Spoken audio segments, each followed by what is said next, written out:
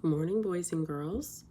Um, Here is the story for today's skills work, where you will be answering some questions on character traits of E2, the hunter, which is what today's story is all about in our reader. Make sure that we remember that we're talking about the inside character traits, which means those are the character traits that you can feel on the inside of your body, the ones that you cannot see. Okay, those are the feelings and the emotions of E2. And then outside traits are the ones that you can see with your eyes. Those are the physical traits, what E2 may look like, what E2 we'll go into it when we see the pictures of him, and I'll kind of remind you to make sure what you need to look at to answer some of those questions. Okay, Chapter 1, E2 the Hunter. We walked silently and carefully across the glistening snow. The sun shone on the snow and made it sparkle and shine like the stars in the night sky. Before we left our camp, my brothers had told me many times that I must do exactly as they said. If I did not, they would send me away. They said that as we walked, I must step silently and carefully into my older brother's footprints. My oldest brother, Hakan, was 6 years older than me. He was the lead tracker. His footprints led the way. My brother, Delson, was 3 years older than me. He followed closely behind Hakan, stepping easily into his footprints. I was right behind Delson, trying hard not to wobble from side to side as I stepped into his enormous footprints. So we can see a picture here, and it tells us this is E2 as he steps into his brother's footprints. Okay, so take a pic. So this would be a great illustration right here for you to use when you're answering your questions about E2's outside traits.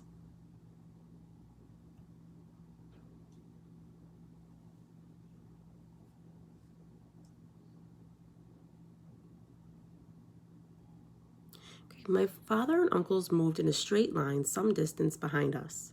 These were the men in our family who hunted and killed the great creatures that roamed across the land we lived on. Each man held a flint-tipped spear and an atlatee or spear thrower. My brothers and I had our slingshots slung over our shoulders. This was my first hunt. We were following a herd of woolly mammoths. We were waiting for one member of the herd to fall behind. As soon as it did, the men would move forward and drive it into a ditch. We had to be careful, though. It was important that the creature did not sense our presence. If it did, it would certainly charge at us, using its great size and curved tusks as powerful weapons. If this happened, the herd itself would panic and would stampede for sure. I loved to listen to the sound of the crunching snow beneath our feet. I loved the feel of the icy wind against my cheeks.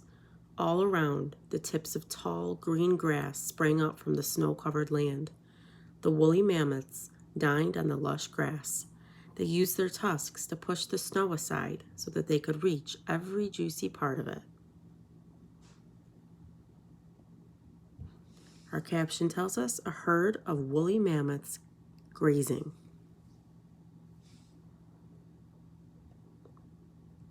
We walked until the sun began to sink in the sky and a golden haze touched the shimmering earth.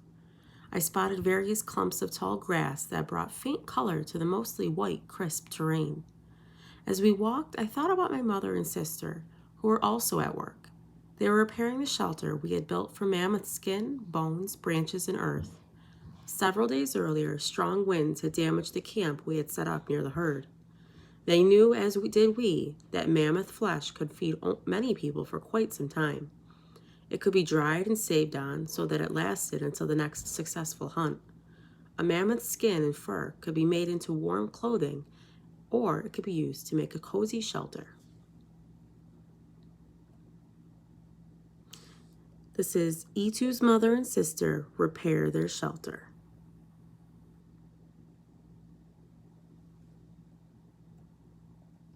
Suddenly, my brother Hakan stopped moving and raised an arm. Then he signaled for us to crouch down. We immediately did as he commanded. I peeked around to see the men behind us doing the same thing. My brother put a finger to his lips and looked at us directly, signaling us to be quiet. I could tell that he had spotted a lone woolly mammoth. As we crouched out in the snow, the hunters began to move forward. I held my breath as my father and uncles moved past us. I knew that they would not use their spears until the giant creature had been cornered in the ditch with no way out. My heart pounded in my chest as I watched the men suddenly surround what seemed to be a young mammoth. They drove it with such skill into the snow-covered ditch, whooping and hollering as they went. Then, without hesitating, my father and uncles launched their spears. I watched this great and powerful creature fall, crashing to the ground. The hunters corner the mammoth. Okay.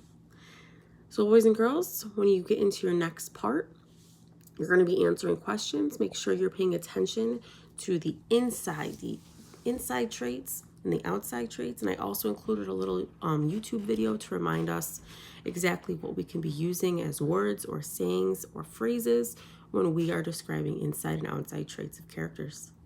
All right, boys and girls, have a good day.